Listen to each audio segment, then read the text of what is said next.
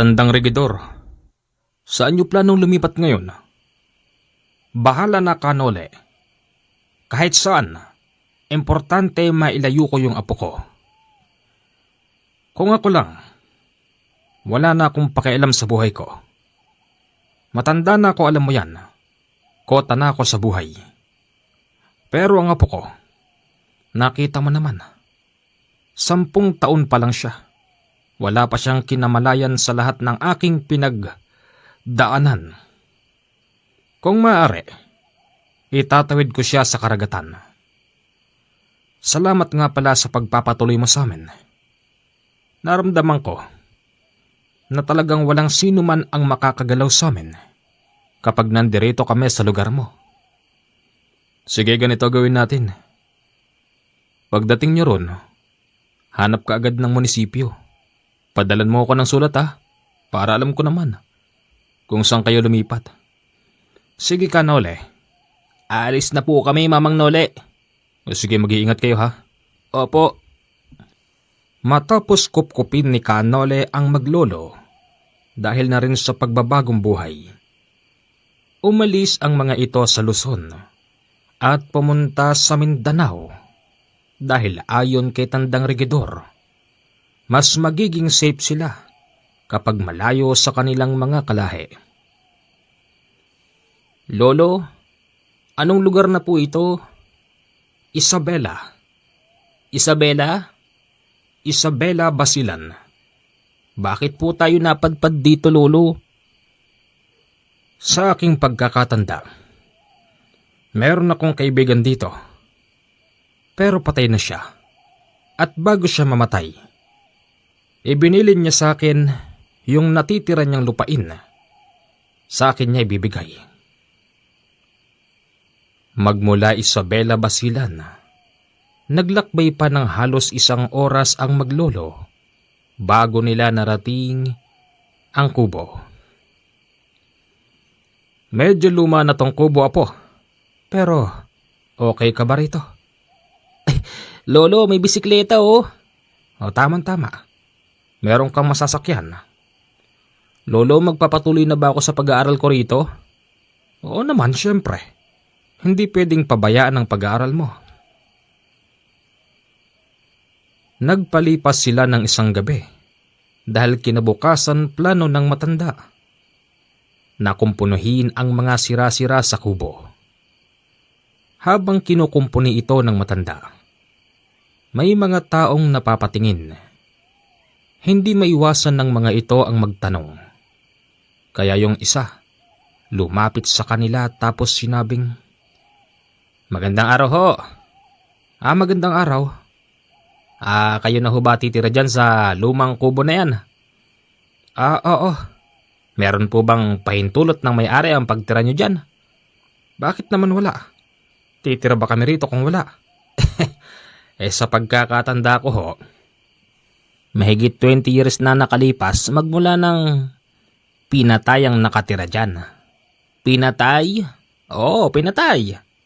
Pinatay ng mga tao yung nakatira dyan. Kasi kapag gabi, nahahati yung katawan. Tinutubuan ng pakpak. Yung kalahating katawan na iiwan, yung kalahati lumilipad. Sa madaling sabi, wag mo nang ituloy. Bakit ho? Ayaw nyo bang malaman? Alam ko. Isa pa, bago siya mamatay, naibilin niya ito sa akin. So, sinasabi niyo ho na alam niyong aswang ang nakatira dati dyan. Pero kaibigan ko siya. Baka naman aswang din kayo. Hindi. Bakit? Porke ba aswang yung tao? Hindi na ba pwedeng makikapwa-tao? Dahil sa pakikipagkapwa-tao niya sa akin, ibinigay niya sa akin ang lupain na ito. Ganun ba? Sige, sabi niyo yan Sa mga sumunod na araw, wala ng tao ang gusto pang lumapit sa kanila. Hanggang tingin na lang ang mga tao sa kalsada. At kung minsan, nakikita pa ng maglolo na yung mga tao ay nagkukumpulan sa tapat ng tarangkahan. Lolo, tignan mo sila oh. Ayan na naman sila, nakatingin na naman sila rito. Ano bang problema ng mga taong ito? Malapitan nga. Nang lalapitan ni Tandang Regidor ang mga tsismoso sa tapat, lahat sila'y mga nagpulasan. Anong problema nyo? Bakit kayo umaalis? Kung may problema kayo, ako ang kausapin nyo. Kinahapunan, habang nagluluto ang matanda, ikinagulat nila yung pagtawag ng tao sa labas. Sa unang pagkakataon, ngayon pa lang may lumapit sa kanila ng ganong oras. Tao ho! May tao? Sino kaya yon? Ano ho yon?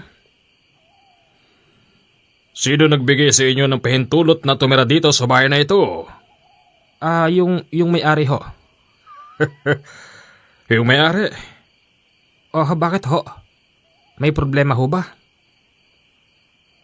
Napansin ni Tandang Regidor, yung lalaki ay may baril sa tagiliran. Sa likod pala nito ay meron pang 2 lalaki at merong bitbit na mga mahabang baril. Kayo ho ba'y mga otoridad? May kasalanan ho ba kami? Inaaresto niyo ho ba kami? Meron ba kayong dalang warrant? Wala sa nabanggit. Una sa lahat, hindi kami mga otoridad. Wala kaming warrant at hindi ka namin aarestuhin. Pero binibigyan kita ng warning na umalis na kayo sa bahay na ito. Para lang sa inyong kaalaman, yung dating nakatira dito pinatay namin. Yung dati yon. Hindi naman siguro kami madadamay doon kasi kung ano man ang kasalanan niya, wala kaming kasalanan at labas na kami doon. Sabihin na natin ganun. Pero, makukumbinsi mo ba kami na hindi kayo magkaparehas? Teka, ano bang ibig niyong sabihin? Hindi mo ba talaga maintindihan? O baka naman sinasadya mo yan? Wala talaga akong alam sa sinasabi mo.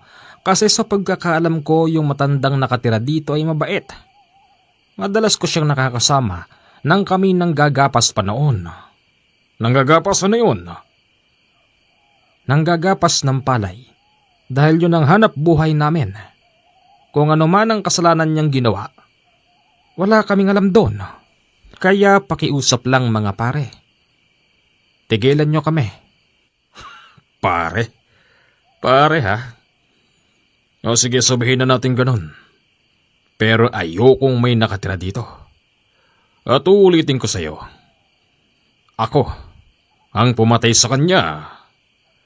Alam mo ba kung gaano kabrutal ang ginawa kong pagpatay? Ayoko nang malaman. Bibigyan ko kayo ng 1 linggo. Umalis kayo rito, ha? Sobra naman ang mga yun, Lolo. Akala siguro nila matatakot nila ako sa mga baril nila. Napatay nila ang kaibigan ko. Pero hindi ako. Huwag nilang antayin na bumalik ako sa dati. Imbis na iniiwasan ko na, yung dati kong buhay baka bumalik pa. Patawarin mo ko, Kanole, kapag nangyari yon. Dahil sa 1 linggo lang ang ibinigay sa kanila, halos araw-araw yung 3 lalaking di baril humihinto sa tapat ng kanilang tarangkahan at masasamang tingin. Napansin din ng matandang regidor na kapag dumarating yung mga lalaki, yung mga tsismoso ay nagtatakbuhan. Siguro natatakot din sila. Kaya't kapag dumarating ang mga yun, kanya-kanyang pulasan ang mga tsismoso at tsismosa sa tapat. Hanggang sa isang hapon, yung 3 lalaki ay tumapat sa bahay nila. Magmula sa kanilang pinupwestuhan, Dinig na dinig nila yung pagkasa ng baril. At akmang papasok na sila sa bakuran nang biglang may dumarating na mga taga-constabulary.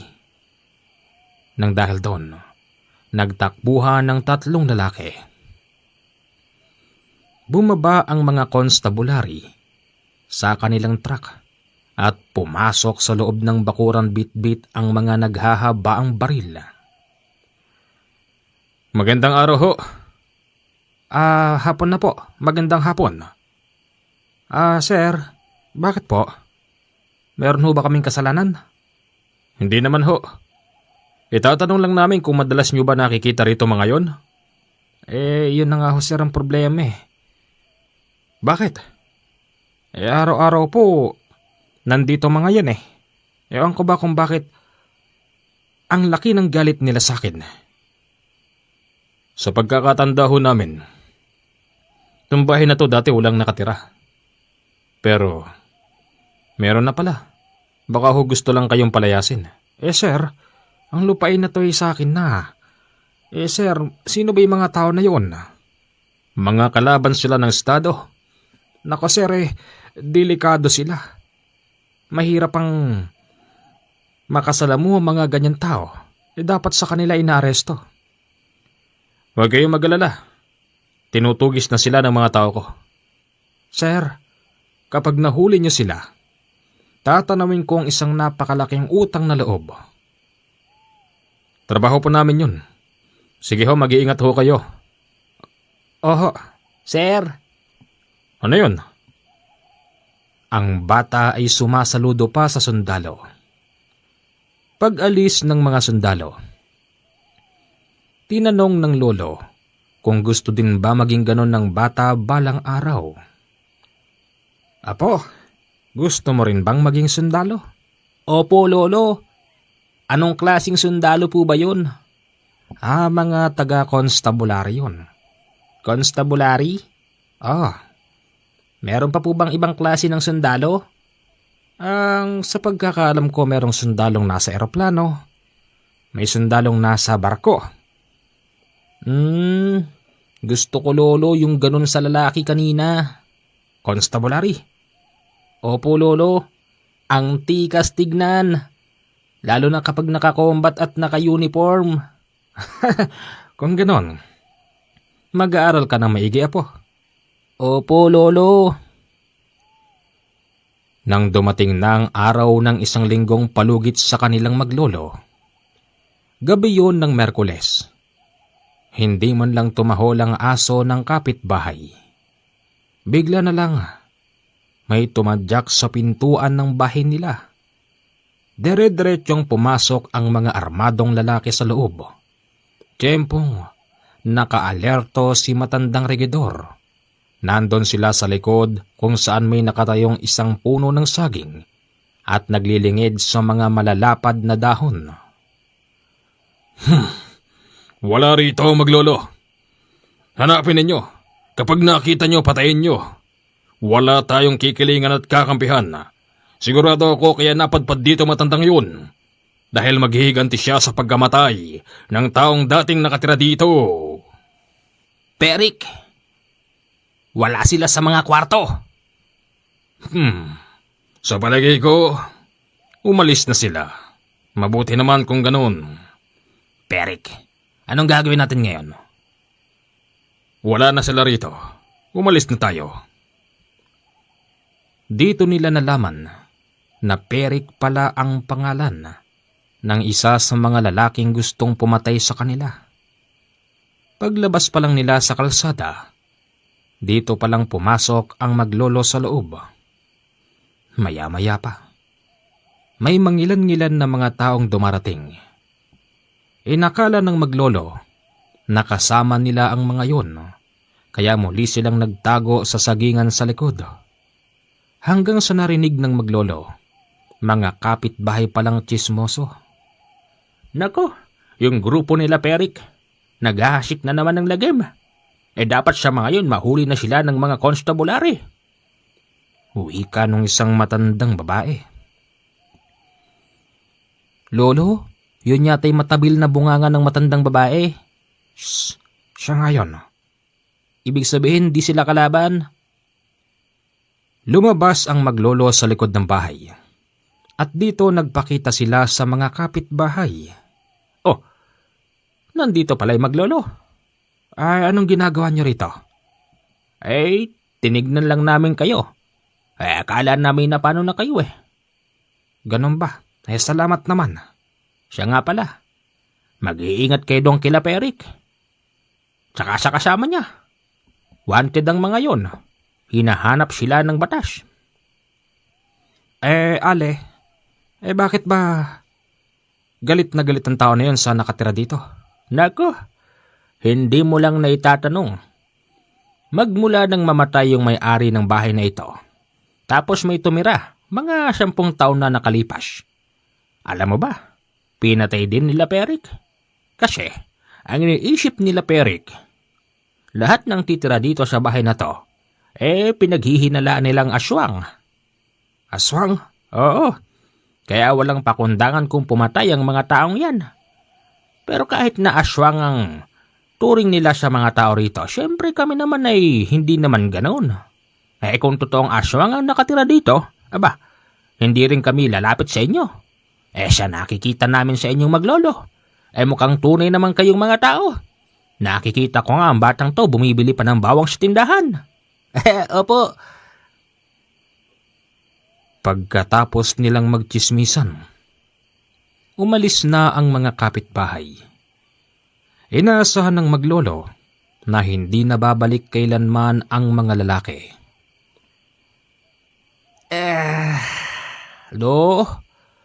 Lolo? Kinakapa ng bata yung lolo niya sa tabi ng higaan. Pero wala ito roon. Maya-maya pa nakakarinig siya ng mga nagtatakbuhan sa loob ng bakuran. Napabangon yung bata at bahagyang sumilip sa bintana. May mga tao. Sino kaya mga yun? Hindi kaya sila Perik yun? Nakita ng bata yung medyo kumikinang na bakal na hawak ng mga lalaki. Baril pa lang mga yun at nabosesan ng bata si Perik. Nandito lang pala sila. Huwag kayong titigil. Hanapin nyo, patayin nyo. Tatayo na sana yung bata nang biglang may humatak sa kanya sa ilalim ng papag, dahilan kung bakit lumubog yung bata sa papag at tuluyang kinain ng lupa.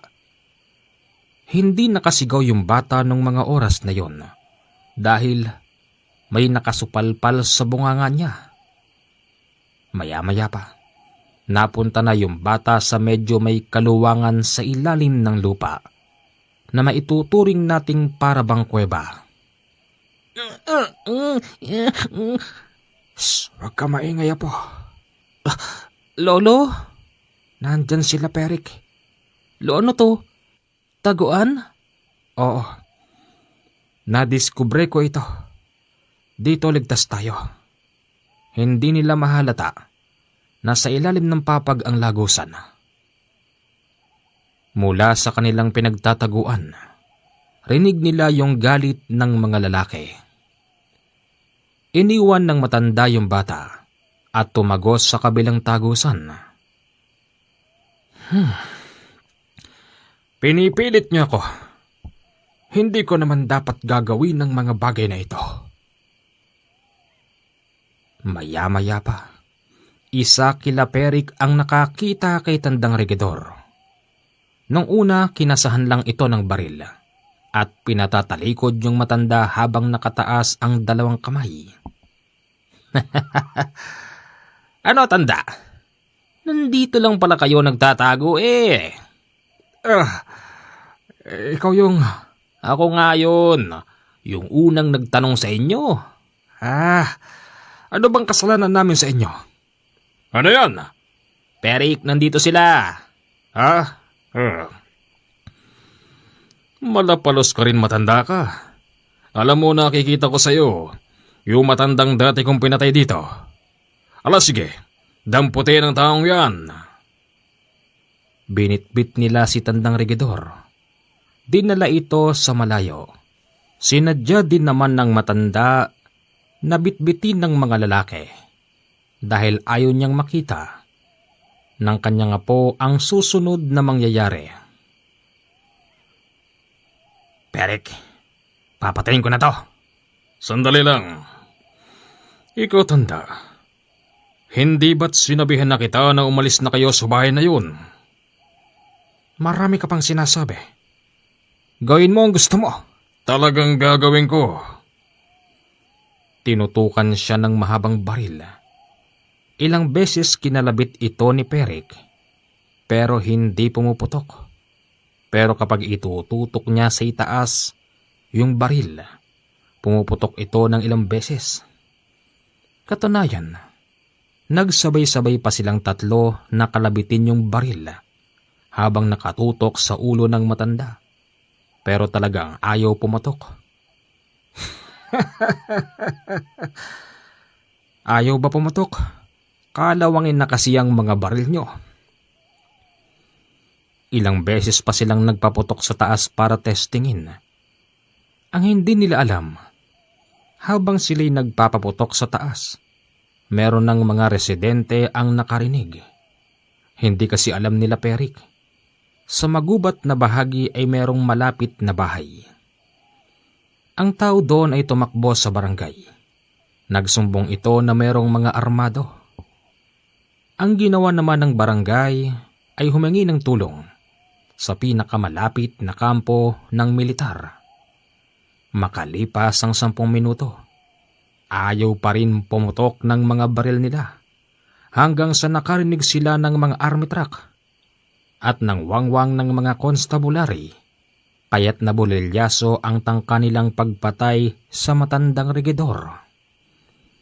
Iniwan nila ang matanda at inabutan siya ng mga konstabulary at army. Teka, hindi ba't ikaw yung matanda doon? Oho. Sa pag-aakala ng mga sundalo na yung matanda ang nagpapaputok, dinampot siya ng mga ito. Pero sinabi ng matanda, yung taong nagtakbuhan, ang mga nagpapaputok at tinangka siyang patayin. Naniwala naman sa kanya ang mga militar, kaya't tinugis nila ang mga yun. Akala ko'y makakagawa na naman ako ng kasalanan. May sinasabi ho kayo? Wala po. Sir, baka pwedeng pakidaan naman ako sa bahay ko. Idinaan yung matanda doon. Nakita siya nung bata. Napapasok na sa bahay. Lolo? Ano nangyari sa inyo, Lolo? Wala. May binili lang ako, apo. Ito. Pagdating kasi nung matanda, may bitbit itong tinapay. Sino pa kaya ang susunod? Sabagay, mas okay nang sila ang makalaban ko kesa ang aking mga kalahi. Lo, may sinasabi kay Lo? Apo, bukas, papasok ka na bukas sa eskwela, ha? Kaya gumayak ka. Opo, Lolo. Hanggang sa eskwelahan, hindi maiwasan yung bata ay bulihin dahil sa ito'y hindi masyadong nakakaintindi ng salita nila. Basta Tagalog lang ang alam ng bata. Sabagay, meron din namang mangilan-ngilan na mga Kristiyano na nag-aaral sa school na yon, at yung mga yon ang madalas na nakakakwentuhan ng bata. Isang tanghali, nagpupulong sila Perik. Sa mga oras na yon, may kasama silang hindi dating nabibilang sa kanila. Hindi namin siya mapatay. Sa palagay ko, hindi siya basta-basta eh. Perik, bakit mo ba pinatawag tong matandang to? May maitutulong ba to sa atin? Tumahimik ka. Ako nagpapatakbo ng grupong ito. Tandang Ignacio, sigurado ka bang kakayanin mo matandang yun? Sa palagay ko, isa siyang magaling na antingero. Antingero? Akala ko ba aswang? Kahit sino pa siya.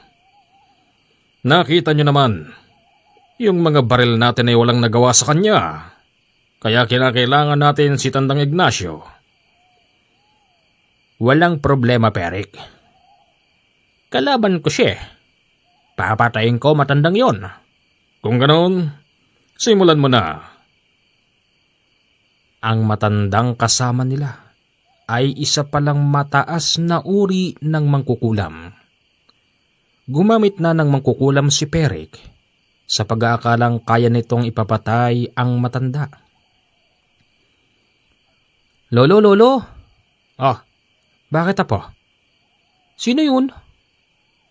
Pagsilip ng matandang regidor sa pintuan, si matandang Ignacio nakatayo sa ilalim ng puno na animoy nagpapahinga. Pumasok ka sa kwarto, apo. Bakit po? Basta. Tila ba nag-aantay lang ng oras ang lalaking naka-standby sa ilalim ng puno. Lumapit na ito sa kanilang bahay. Pinabayaan lang naman ni Tandang Regidor na pumasok ang matandang yun. Magandang hapon. At anong ginanda ng hapon? Naparito ako para bigyan kayo ng warning. Alam ko kung sino ka. Pero ako ba? Alam mo kung sino ako? Hindi na importante sa akin yon. Ang sa akin lang nagpunta ako rito para sa inyong kaligtasan. Kaligtasan? Bakit? Anong plano mo sa amin? Mabait pa ako sa lagay na yan.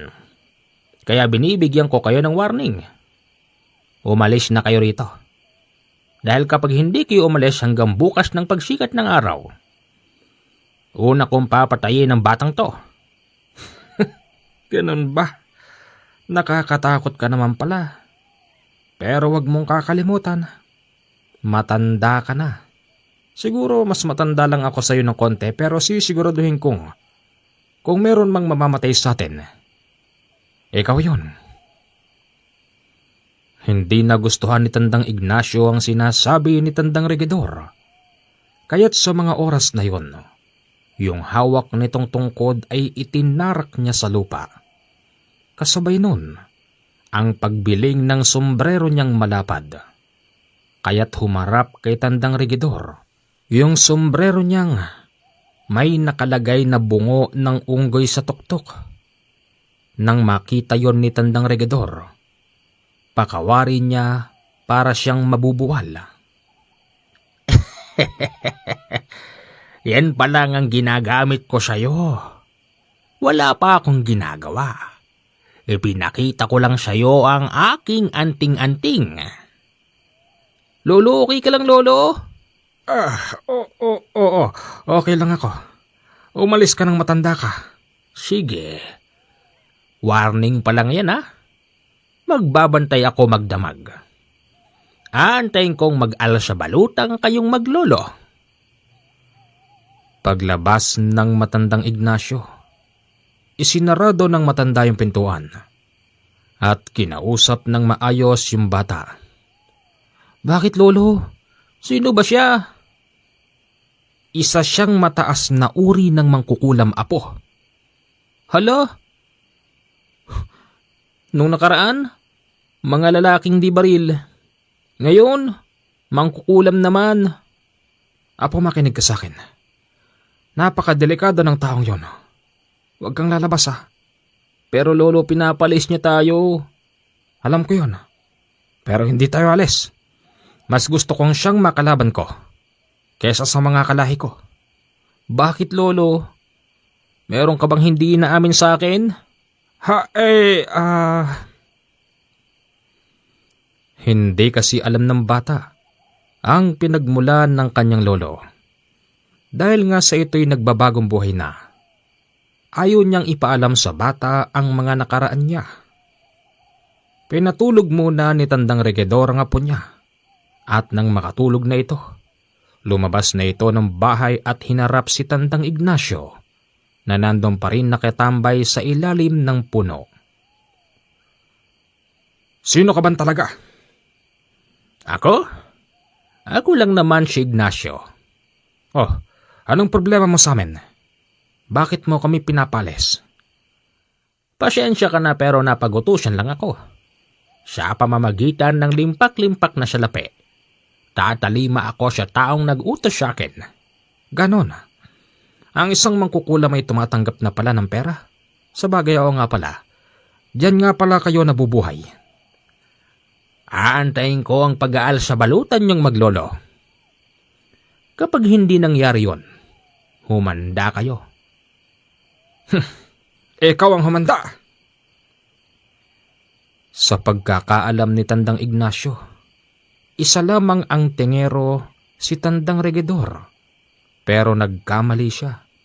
Dahil nang matapos sabihin yun ni Tandang Regidor, mabilis na nagpalit ito ng anyo. Ikinagulat ng mangkukulam na isa palang aswang ang nakikita niyang gusto niyang patayin. Sa bilis ng pangyayari, nagawang dukutin ni Tandang Regidor ang laman loob ng matandang mangkukulam. Mabilis itong bumulagta. Binuhat yon ng matandang Regidor at itinapon sa malayo. Patawad. Hindi ko nasunod ang aking panata. Wika nung matanda nang siya'y makapatay muli ng tao. Habang naglalakad siya papauwi, nakasalubong siya ng mga taong naglalakad. Dahil sa madaling araw na nung mga oras na yon, yung mga tao, napansin nilang para bang ilag sila sa matanda. Hala, sino kaya yung tao na yun? Hindi kaya... Maraming sinasabi ang mga taong kasalubong niya, pero pinabayaan na lang ito ng matanda. Sabihin na nating isa siyang aswang, pero ginawa niya lang ang karumal-dumal na krimen sa madaling araw upang ipagtanggol ang kanilang sarili. Lolo, saan kayo nang galing? Hay, bumili lang ako ng tinapay. O eto. Wow, ang init ng tinapay. Sige na po. Pumasok ko na sa eskwela. Marami akong nasasalubong ng mga batang pumapasok. Opo, Lolo. Sa araw na yon, nagpakitang muli sila Perik. Akalain mo buhay ka pa? Sa susunod, Perik, kung magpapadala ka rito ng tao, siguraduhin mong kakayanin ako. Ha? Teka, anong ibig mo sabihin? Wala akong kinalaman dyan. Magaling lang naman kumanta yung bata mo. Ipinakikita ni Tandang Regidor ang isang bugkos na pera na ayon sa kanya, bayad daw yun para siya'y patayin. Wala akong kinalaman dyan. At sino pa bang gagawa nun? Hindi ba't kayo lang? Sa susunod, kayo naman ang mamamatay. Alam ko, Perik, na marami kayong kasalanan sa batas na dapat na panagutan. Kung hindi kayo mahuhuli ng mga otoridad, pues, ako na ang magbibigay ng hustisya. Tinutuo ng matanda ang banta niya kila Perik. Sinabi niya sa kanyang sarili na kapag napatay na niya sila Perik, dito siya tuluyan ng maglulubay. Dahil isang gabi, nagpaplano yung matanda na puntahan sila Perik. Dahil ang plano niya sa gabing yun wawakasan na ni Tandang Regidor ang magkakabarkadang Perik. Inantay niyang makatulog yung bata at akmang lalabas na siya sa pintuan nang bigla siyang magkaroon ng hindi inaasahang bisita. Oh, saan ka pupunta? Teka, Kanole, paano mo nalamang... Sandali. Oh, huwag ka matakot, ano ka ba? Kasi... Oh, huwag kang nanginginig sa takot, okay lang yun. Alam mo palang, dito kami lumipat. Di alam mo rin ang... Oo, alam ko yun. Pero ginawa mo lang yun dahil ipinagtatanggol mo ang sarili mo at ang apo mo. Patawarin mo ko. Ano ka ba, okay lang yun? Mas okay nang sila ang mamatay kesa naman ikaw, hindi ba?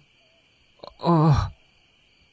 Ngayon, hindi ba lalakad ka dahil gusto mong tapusin na kasamaan ng mga yon? Oo, tama. Pipigilan mo ba ako? Ikaw, nasa sayo yan. Pero anong mangyayari kung ipagpapatuloy ko ang gagawin ko ngayon? Makinig ka sa akin, tandang regidor.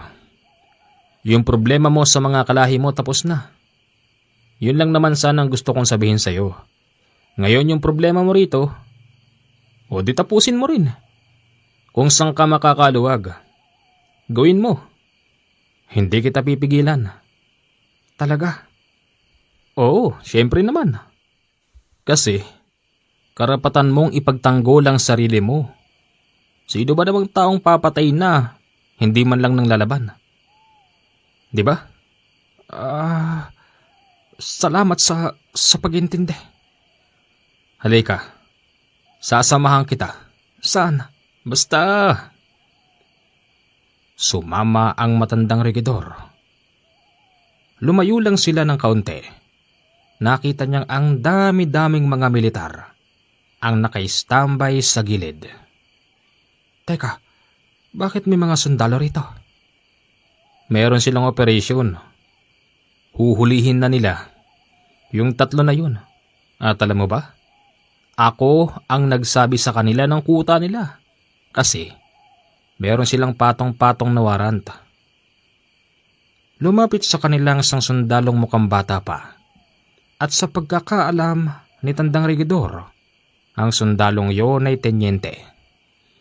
Sinabi sa kanila nito na hanggang doon lang sila at huwag silang makikialam sa anumang mangyayari. Natuwa naman si tandang regidor dahil sa sinabi ng batang tenyente. Hanggang sa isinigaw na nito, nalalakad na sila. Mula doon sa kanilang pwesto hanggang sa kuta nila Perik, nasa 5 kilometro ang layo.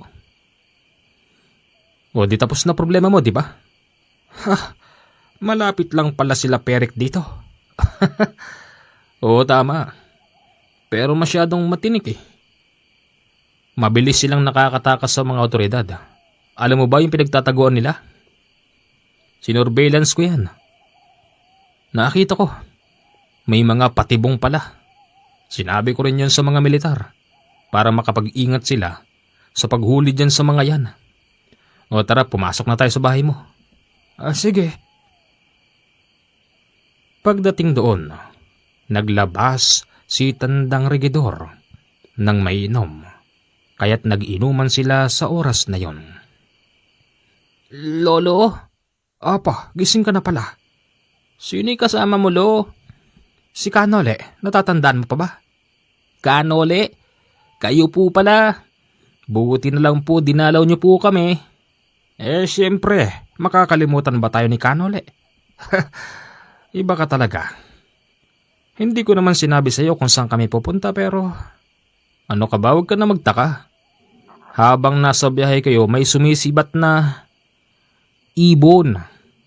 Yung ibon na yon merong malaking mata at nakatingin sa inyo. Kaya alam ko kung saan kayo nagpunta. Sa mga oras na yon, 2 kila Perik ang naaresto at isa sa kanila ang namatay dahil ng laban.